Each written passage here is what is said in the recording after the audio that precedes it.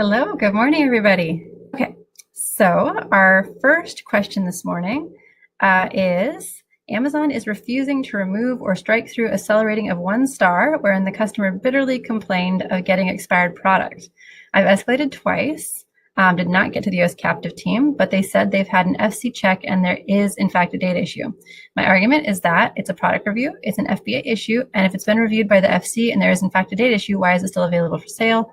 Are all completely being ignored. Ideas for how to handle this. Okay, so here's the first thing that you should know and should always remember about Amazon, and that is that the seller is always wrong. So that's something that you have to think about first and foremost. This happens all the time with date managed product. You cannot rely on Amazon's system to manage your date managed product. It's very frustrating. So what I usually try to do for date managed product is basically have new FN SKUs. And so send in new stuff. The problem with this whole process is your subscribe and save, which is pretty annoying. But basically you can send in new stuff to hold you over while you delete stuff out of the current one and then send in new stuff. It's a really awkward process, but if you have date managed inventory, you're going to have to do something about it. What I've seen with date managed inventory is that anywhere between 5 and 10% of date managed inventory is not received properly. And therefore you're going to be sending expired items out to customers. It's just a really big problem. So this is just something that I have seen happen over and over again. It's not that Amazon is saying that it's happening. It's something that I've actually seen with clients and with my own account. Actually, I was selling food for a little bit as part of a grocery experiment.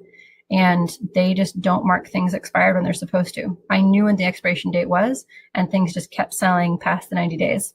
Now, most of it was marked as unsellable and it was forced to return it or dispose. But for the about 5 to 10%, depending on any given place, it just didn't work. So I don't know if it was where it was received or who received it. Like maybe it was someone on a particular line who received that box and screwed it up.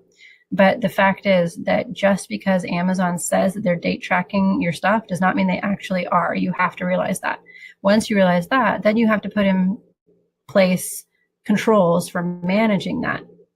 So managing it being having different FN SKUs, deleting out your current FN SKU and creating a new one. So you can delete one from inventory and then create a new one and ship in new stuff. The problem with that is that you do miss a few, like a week solid of subscribe and save customers when you do that. So if you do it, say twice a year, that's a whole week that it happens. It depends on how long your expiration dates are. If they're good for a year, say, then you might want to do it twice a year. If they're good for, say, 2 years, you might want to do it annually. But there are going to be some people that are impacted. But it's either that or else have a listing taken down entirely because of expiration dated product. It's not a good solution either way. Regarding the removal of the 1-star rating, expiration dating is something that's considered a seller fault issue, not Amazon fault. So it's not considered a product review, it's considered seller fault. Seller performance is always considered expiration dating a seller fault issue. Okay. So Kathy asked, any way to get the review struck through? Not that I know of. You can ask, but if they keep saying no, I wouldn't be surprised. It's just considered a seller fault issue when there's an expiration date product issue, not a product problem or an Amazon problem, even though it's clear that they screwed up somehow. Because the seller support team is following their SOP and FBA did something wrong. Like they received it wrong or they didn't key in. Like it's the last time I was there, I don't know if they've upgraded since then, but the last time I was there, they had to manually key in the expiration date. So you can imagine that screws some things up. And if they type in the wrong thing, like say they put in like 2091 instead of 2019, it actually just automatically does a year out. So if you have something that has like the product I had at a 6-month expiration date. So if you did 2091 and it did a year out, then it would be shipped out post expiration date. So that's something to keep in mind too, that if they fat finger or they just screw up because literally they're typing it in as they're doing it on their station. It's insane. And for that, you would just have a default year. So that's something to keep in mind too if you're selling any sort of grocery. Kathy says maddening. Yes, absolutely. So the 2D barcodes, what do you mean, the FN SKUs? If you can clarify what you mean by the 2D barcodes. And Kathy says nearly all my stuff is in SNS. Yeah, absolutely. So you just have to choose, like say twice a year to do it for each unit, each product, excuse me, and then, just to have it off for that time period. Jim does this for our clients, but it's problematic. Yeah, so that's the problem with the dates. Yeah, you enter it with the dates and they just don't, it doesn't go. I don't know what's wrong on their side. I don't know if it's the methodology of keying it in. I don't know if it's which FC it goes to. Maybe some of the FCs don't have all the equipment that the newer FCs do. I don't know. But literally it was just last year, the last time this happened, where expiration dated inventory just weren't, they weren't logged properly. So again, I don't know what they're doing wrong. I just know that it is. And that they won't admit that it's wrong. And I don't know how often it happens. You know, there's lots of things that come in. Sorry, there was a bug. There's a lot of things that happen when things come in where there's a certain number of DPMO defects per million orders going out. Well, things coming in, defects per million received. They're bringing in so much stuff so often, they keep track of it that way. So it's probably not that common, but it's common enough that it can cause problems for you. Okay, Ali says, Amazon requests invoices when reconciling inbound inventory, i.e. we send 100 units and they only receive 98. How important is it that this invoice is from a valid supplier? For example, what if we submit an invoice from a reseller, but that is not a larger reputable one? Are they reviewing these invoices the way they do when they request invoices to confirm that items are bought as new and are authentic? No, they're not reviewing the same thing. They're just reviewing it for quantity. So it's not the same thing at all. The teams don't look at each other. I mean, unless they somehow transferred teams and each team knew that they were doing that. I really doubt they do. A lot of people at Amazon don't talk to each other. So just because you have something coming in one door doesn't mean the other door knows it's even existing. So no, it's just about the numbers. They want to prove that you're not trying to get two things for free. Okay. All right. Next question. I often check the unfulfillable inventory and have it sent to me, have them send to me the customer damaged and warehouse damaged items, which I assume are returns, correct? So let's say I have 20 items in there and I order them to be returned to me, but the next day that number has not decreased. So I do it again. So now I'm ordering 40 items. Is there a bug going on here? Was there actually 40 or was there only 20? And will it charge me for 40? Okay. So first of all, if you are ordering a removal, keep in mind that it can take up to 7 to 10 days to actually remove it. So don't go in the next day and think that somehow everything's gone. It's not like a customer order where they pick and ship in like 15, 20 minutes or something crazy like that. I think the last time I heard about it was like 17 minutes from the time that you order on the website to the time that it's on a pick ticket at the fulfillment center. Pretty amazing. But for the removals, those are handled differently. And so they don't get pulled for 7 to 10 days. So don't go in the next day thinking it's good to go. That's the first thing. The second thing is customer damage and warehouse damage does not necessarily mean returns. Warehouse damage means exactly that. Something got damaged at the warehouse, whether it got smashed inside of a tote or someone dropped it or it, got smooshed by something else in the bin or, a Kiva went too fast and everything toppled over. Like there's lots of things that happen, right? So warehouse damage is not something that's been returned. It's literally something that got damaged at the warehouse somehow, whether it got smashed or damaged or that was that fire that happened at the FC out here. I think it was out in Memphis. So there's lots of things that can happen that are warehouse damaged. Then you have, say, 20 items in there. If you try to order 40, they don't have 40 to send you. So they'll just cancel one of the removal orders. Okay, just don't be impatient. This happens a lot with Amazon. Everyone wants it done now, and not everything gets done now with Amazon. They do it on their own time. Ali asks, there's no record of the invoice? Yes, there is, but it's in FBA systems, not in seller performance. So each one of the systems is basically siloed. So just because you work at Amazon doesn't mean you can see everything at all. You have to be part of the permissions group for that particular thing, and you have to be using the same system. So when you're doing, say, the FBA system to send messages to FBA, you're using the case system, which I believe is a tool called Paragon now, but it doesn't really matter what it's called. What matters is that it's a different tool than what Seller Performance uses, and they use typically email queues. They want you to email them. So I'm sure you've noticed that they always say, email me at whatever. An email queue is different than a case queue. It just functions differently at Amazon. So your email queues are set up to where an individual investigator can be assigned to, say, PQ quality review, or they can be assigned to seller dash performance, or they can be assigned to whatever the case may be. That's wherever they respond to those emails that you send in. And then separately, FBA has a whole case queue process that's through a whole different system, and they process those. But it's not as though they aren't stored. They're definitely stored. They're just stored in a space where FBA has access versus where seller performance or product quality have access. Okay, does that make sense? Ali asks, we have identified a number of items for which Amazon owes us a reimbursement. Yep. Refund customer but not returned, warehouse damaged. Yep. We have many cases to open with them. What is the best way for continuance to review to submit? If you have a whole bunch at once, I do not suggest submitting them all at once. Absolutely not. Even really big accounts will get flagged for that and throttled. So don't do that. Typically, I would suggest no more than about 2 cases a day, unless you only do it once a month, in which case we've submitted between 3 and 5 in a day and then didn't do another one for another month. So you want to think about it from this perspective. Each case that's submitted, depending on the severity or the complexity and who needs to touch it, costs anywhere between $17 and $20 for Amazon to handle. Sometimes a little bit less, sometimes quite a bit more. Like a bin check is more like $40. So when you have this kind of request going in, a reimbursement takes them time and effort to go through and then actually physically reimburse you. So they lose money and they have to go through the review process. If you send them 50 tickets at once, they're going to be pretty ticked off. So think about that when you're doing it. How big is your account? How much are you asking for?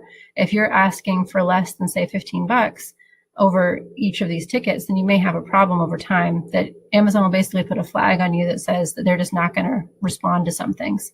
So, for example, we had a client who took over their own reimbursements. They used an automated piece of software. We do not automate any of this. We use Excel only and do a bunch of formulas, and we're very careful about what we submit because there's a lot of errors when you do things automatically through MWS, and we don't want to get our client accounts flagged, right? Because they're not our account. So we're very careful. And they did this automated system, submitted something like 50 cases in a week. Everything flew through for like the first 20 or 30 because that had been what was happening when we were submitting them. Everything pretty much got reimbursed. Then about 30, 40 tickets in, they just stopped reimbursing. They would find it somehow and they'd add it back to the inventory. However they did it, they would find it and they put it back because they didn't want to reimburse anymore. So you had to be careful about doing too many of those. So keep them fairly limited. I would say that if you submit, say, 5 or 7 because you found a bunch of stuff, wait another week and then do some more. So space it out, right? If it took you a year to get to this point, take a few weeks, maybe a month to get through the cases, okay? All right, so Marina says, can I use Amazon reviews off Amazon? Post them on my website, social media? Is it considered copyrighted even if I mention that the source is Amazon? So technically speaking, anything that's posted on Amazon is Amazon's copyrighted material. Amazon doesn't really enforce that though, especially if you link back to Amazon. If you link back to Amazon and make them sales, the enforcement level is this much, 0. So feel free to use it somewhere else, especially if you have the product available on Amazon for people to buy. Ali followed up with invoices for inbound. Do they need exact part numbers? I.e., should I go back to my suppliers to have them refine invoices, or are the guidelines different than seller performance? They need to be able to match it. So ideally, some sort of UPC or part number will match. So they can just match this unit to this unit. It's really, that's the same purpose as for seller performance. They just need to match that this thing that you're talking about is really that thing, because you could be ordering something else and then submitting an invoice and trying to get money back on something you hadn't actually paid for. Okay, so they just need to match it. All right, next question. I got a performance notification that a customer stated that one of our products was a used item sold as new. Yep. All of my product is produced at the factory, inspected, and shipped directly to Amazon, of course. The only way this would happen is when Amazon puts a return back into sellable upon return. I know that this has happened several times based on customer pictures and emails I've received. What is the appropriate way to handle this? Thanks. Exactly that. I just handled one of these as an expedite this weekend. So yeah, when your stuff comes in on a Friday night and you need it back, then you definitely have to pay for an expedite because we don't touch anything on the weekends. That's our own time. So I was working on something for a client over the weekend and I ended up actually getting him back 2 days ago. So he got back on Monday. So it would have been only starting on Monday, but instead we got him back on Monday. So it just took 2 days to get him back. Now, what had happened is that customers had taken the product. It was a grocery product. They'd used part of it, boxed it back up and sent it back to Amazon, and Amazon put it back into inventory to go out to a new customer. Super gross. Like it's a consumable product, like bleh. So this is not something that's unusual. It happens all the time. So what you need to do is you need to figure out a way to make it easier for Amazon to see that something's been opened, because it's just employees, right? It's employees. There's 2 locations in Kentucky and then 1 in Las Vegas that handle returns. So there's just 3 returns locations, and they're all just employees who are opening boxes and then trying to decide in a very short period of time, in a couple seconds, if something is used or not. They don't have the time to open it and look inside. You need to make it obvious on the outside. So what we did for them, for the appeal, was basically say, we're putting a tamper evidence seal on the outside. So it's really obvious that it was opened. Now, even then, it isn't a foolproof system. They still sometimes put it back into inventory. But if you can put it really obviously on the outside to where it looks bad when it's opened, like you can't just have something that's like cut or whatever. Like it needs to be something that's peeled and then it looks really gummy and gross when it's peeled off. That way it's really obvious when it comes back to the fulfillment center that it was already opened and you have this problem, right? So we basically put that into the appeal. I wrote out exactly how many items had gone into sellable, how many items had then gone back out, how many total items had shipped, how many issues there were, basically saying of all of the items that shipped, there were over 30 that were put back into sellable inventory, which could have then gone back out to another customer and upset them. And then, of course, you need to address any sort of customer service issues, because as soon as someone says that, you never say they're lying, ever. This happens with some clients before where they're like, oh, this person's just lying so they can get a freebie. No, probably not. They're probably getting something that's used, unfortunately. There was one client who got a used blender. That's so disgusting. Someone used the blender, didn't even wash it, put it back in the box and sent it back to Amazon. And if you were ever that customer, then you should not be happy with yourself, because that's disgusting. It's like literally the customer sent pictures of like dried bits of fruit and stuff inside this blender they just received from Amazon. So gross, like really nasty. So it absolutely happens. And your customer service policy should be just to send out another one through multi-channel fulfillment. So you just pop in their address, you just send out a new one. Just make that your policy, because it's quite common and you don't want them complaining to Amazon, and you want to be able to show if Amazon does come after you, you can say, here's the multi-channel fulfillment order that I shipped. Here's what I did. They already got their replacement. The customer is taken care of. That's what they care about most, right? They care about customer experience. And if you can show that you're already taking care of the customer and fixing their problem, then they'll be happy with you. And again, we got back in just a couple days and it was one of their top sellers. So they were pretty worried. Okay, next question. I am in Canada. I have a private label product a local vendor is importing for us under our brand, but is there any way to see and find out which factory they're buying in from China and go direct? I know for the US, I've heard a few websites, but not for Canada. Okay, so I have a private label product a local vendor is importing for us. Okay, so they're basically handling it for you and bringing it in. Okay. Yeah, so as far as Canada, so in the US, you can sign up for information about filings, right? And there are ways that you can hide who you are when you're filing, but it's all public record because the Freedom of Information Act, there's a lot of stuff that you can get through import filings. I do not know the laws in Canada and whether or not they make that available in Canada, unfortunately. But as far as finding a supplier or figuring out who bought it, it's not that hard in China. So if you have a particular product and you're looking for a source, we actually do that. We have an absolutely fantastic sourcing agent based in Shenzhen, and she used to work for Toys R Us, and we all know what happened to Toys R Us. It's actually pretty great. We hired her before Toys R Us went under. And so afterwards, we were all like, see, made a good choice. We still pay you every month. So if you're interested in sourcing, it's pretty inexpensive with us. It's only $12.50 for finding a source and working through the first round of sampling. Now, going into actual production is a whole different thing, but basically Stella will find you at least 5 sources for a particular product, and you can order the samples. She will actually aggregate the samples for you too. So normally it costs like $150 to have samples come over from China. It's so expensive. We have our factories then ship everything to Stella. She puts it into one box and sends it to you, so you don't have to pay once. No sending 5 air shipments or whatever it is that you happen to go with. So that's what I would recommend, is just going straight to China and finding solutions. It's going to be easier than trying to reverse engineer it. The last couple times we did this, we were able to find the original factory from what they were looking for. So we just have the sample, and then we just send that sample to a couple factories. They all know each other. They all know who they're competing with. And so it's pretty easy to find. Okay, next question. We're facing FBA fulfillment fee overcharges related to product size tiers for present and past FBA orders. How can we secure the correct fees for all future orders immediately and get reimbursed for past overcharges? Whew, that's a big question. The reason why that's a big question is because Amazon expects you to notice this immediately. That's a pretty big ask. If you want to notice immediately, for any sort of changes to your listing, I highly recommend Bindwise. I just put that into the chat there.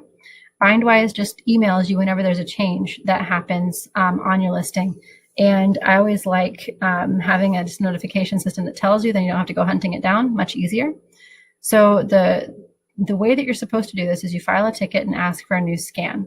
Now, if for whatever reason that scan is continuously wrong for some reason, then you can file a request to have your brand locked down so that they can't change anything anymore.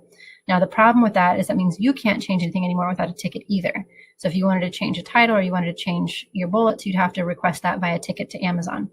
But you can actually have it locked down if it's a consistent problem. We had this for a client actually who just sold their business, which is pretty exciting. They had a hang tag, and the hang tag would often hang out, and then it would make it bigger than the standard size.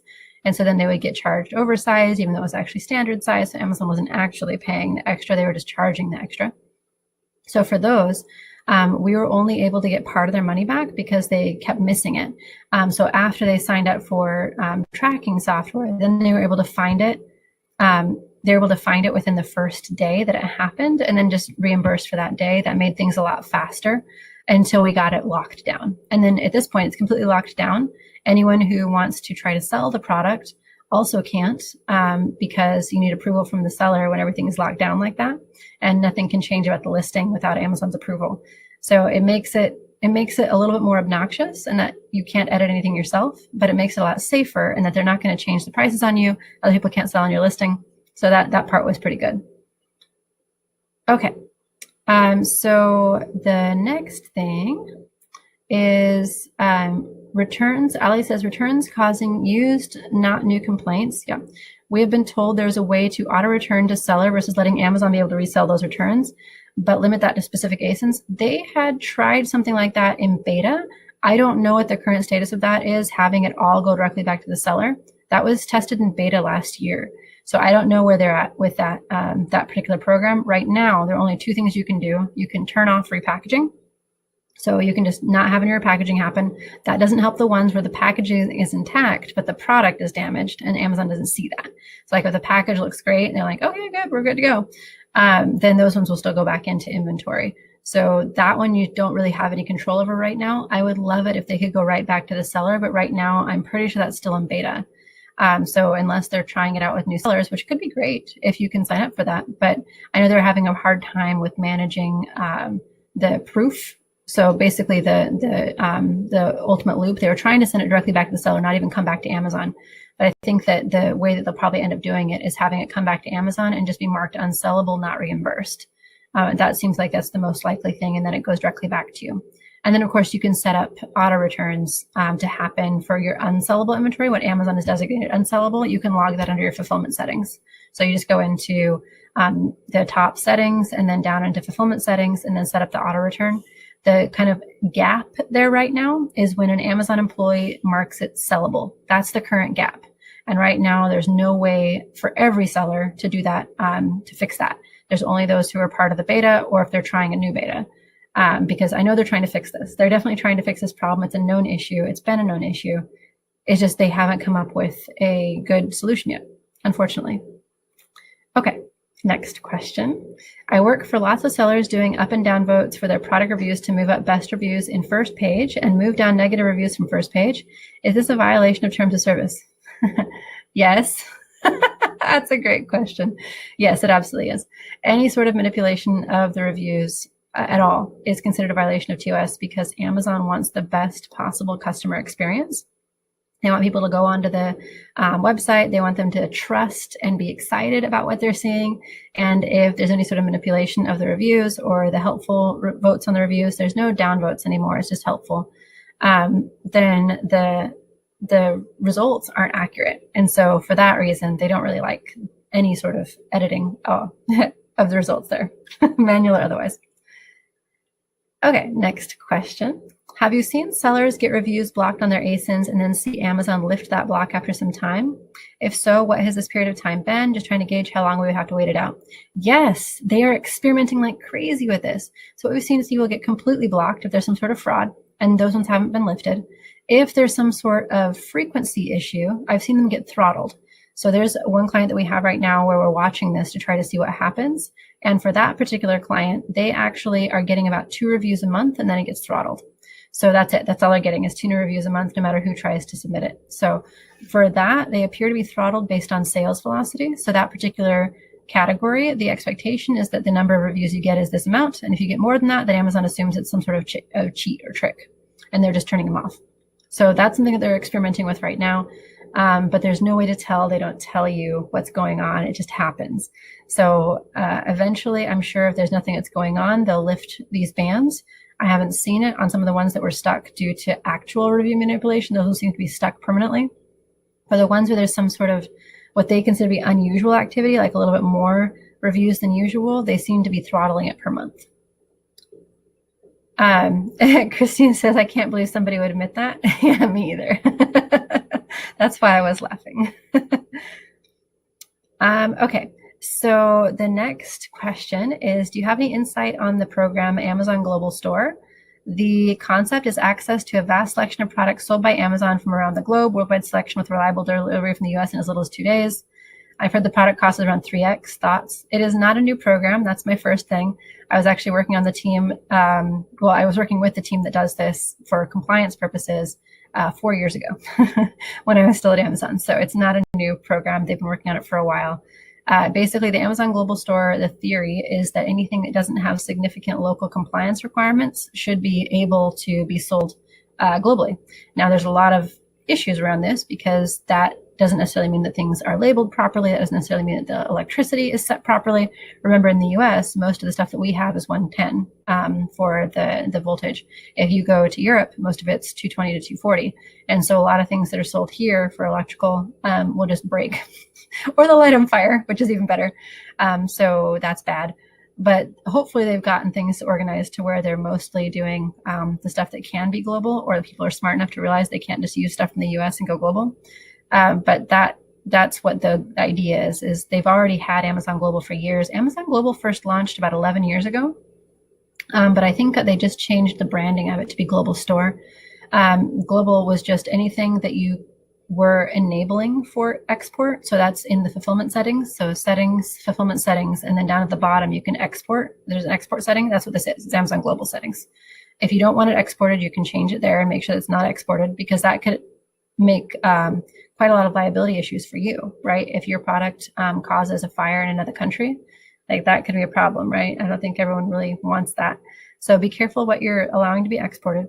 And then the other thing that you should keep in mind is that the returns process can be really onerous, as can the customs process. So if something can't make it through customs, customers won't get the stuff, and then they may leave you negative reviews.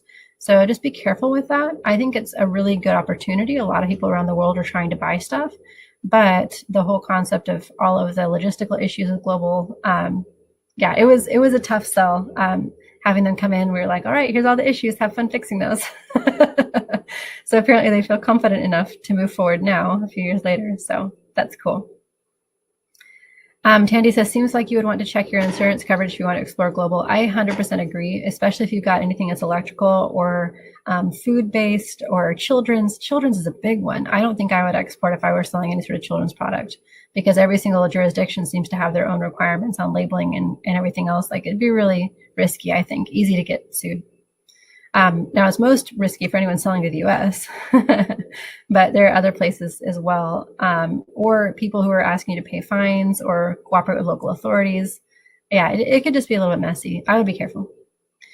All right, next question. 2 days ago, I enabled subscribe and save for 2 of my products and have noticed a significant decrease in sales. Why? Can it be attributed to the fact that it doesn't take one click with subscribe and save to buy a product at full price? Your input is appreciated. Quite possibly. I actually don't like that with subscribe and save, that it forces me into subscribe and save first, and then I have to click this way and then add to cart. And then you don't have like a one-click order process. So it really depends on your product, whether subscribe and save is a good one for you. So I typically will test it. If it works, then great. But don't test it for more than probably 3 to 4 days and then turn it off. I found that subscribe and save works best for consumable goods. Things like that you absolutely need every month. If it's something that just is consumable and maybe you need it every 2 or 3 months, then it may not make as much sense to do subscribe and save. But if you've not noticed a significant decrease in sales, it could be because of how annoying the interface is, because it really is. It defaults to that gray box, and then you have to click one-time purchase. And then it shows the one-time purchase is more expensive, and so it feels like you're not getting as good of a deal. There's a lot of kind of problems there unless you're really committed to subscribe and save. Plus, if it actually is something that is that expires, subscribe and save can be even more challenging because of the whole expiration date issue that we talked about earlier today. So in some cases, subscribe and save isn't the most obvious best choice. Christina asks, is there a better strategy? Better strategy for what specifically? For the helpful reviews issue? This question, I noticed Amazon Japan is almost the same size as US, but has half the number of new sellers coming in, which means there's less competition and it's a lot easier to rank and also a lot less reviews. What's your opinion on selling private label in Japan? I think it's fabulous. That's one of the next places that we're going. We're going to the UK and Japan this year for our own brand. I absolutely think it's fabulous. The reason why I like Japan is because it has so much less competition. The other reason I like Japan is because you can sell different types of products. You really have to understand your market. There's a lot of things that sell just fine in the US that just aren't interesting in Japan or aren't fun in Japan, and so people don't buy it. But that's, you have to know your space. The other thing that you have to be really careful of is if it's something that is PSE marked. If there's something that's PSE marked, it requires an actual person in Japan to be the one importing it, not someone who's external. So if you're external to Japan, you can import a lot of stuff. You can import apparel, you can import toys in a lot of cases, you can import home goods, but you can't import electronics. For electronics, you need someone physically in Japan to do the distribution and import for you. For Kindle, we did that where we used an exporter for a long time, and that was very expensive. Well into the 6 figures, not quite to 7, but it was very expensive to do the electrical items because what you have to have is someone in Japan who is willing to go to jail if your product is recalled. Like, it's really that strict for electrical. They're very strict about that. So that's one reason why I would not bother with that. We finally took care of that for Kindle by having someone senior level at Amazon take on that responsibility, which was pretty serious. And it took a while to get someone who would say, all right, your compliance requirements are stringent enough. I'll put my name on the line because if something were to go wrong, like if it were to light on fire and someone died, like he'd be the one going to jail. It's pretty strict. That's why they charge so much for it. So if you've got like some cute knee socks or shoes or some bedding or something like that, then go for it. Japan's great. If you're trying to do wall chargers or Bluetooth headsets, then don't go for it. Japan is the forefront of fancy electronics, and you will have to spend so much money to get into Japan and compete in Japan. I would not even bother. So know your market. That's a really important thing about Japan. You just can't launch anything there. You have to have every electronic item has to be registered and approved before it can be imported. It's not like here where you can just import anything without certification and just call it good. Like, it's crazy how easy it is here. Actually, it is crazy how risky some things can be. But in Japan, it's not that way at all. But you can, certainly start doing some, cute knee socks and short skirts. Absolutely.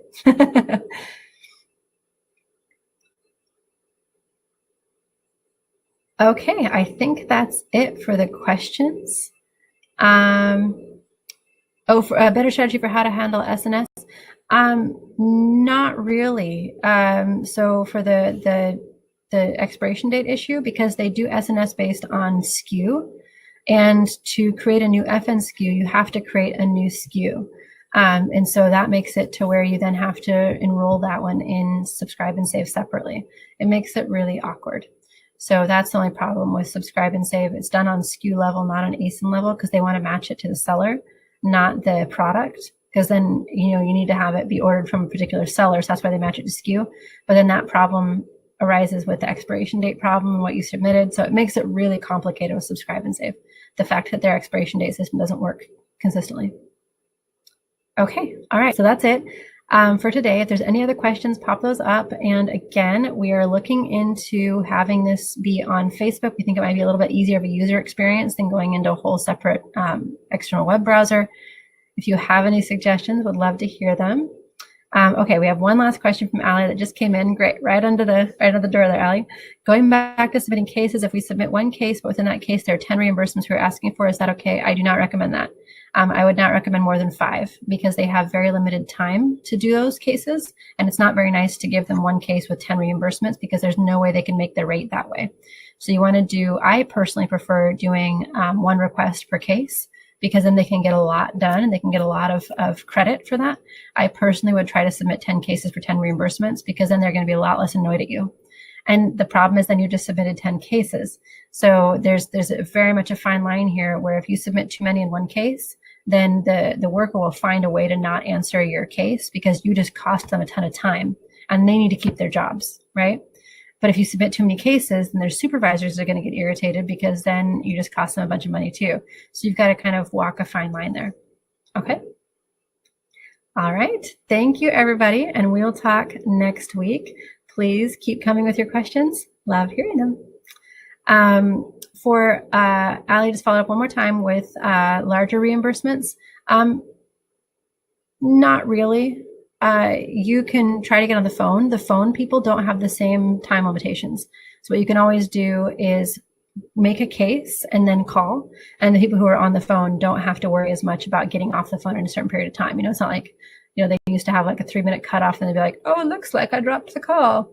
Yeah, that's not a thing. They'll stay on the phone with you. So that was what I would suggest, is to get on the phone with them. It could take quite a while. Most of the time when I get on the phone with support, it's like 45 minutes to an hour later. All right. Thanks, everybody. Have a great week and talk to you next Wednesday.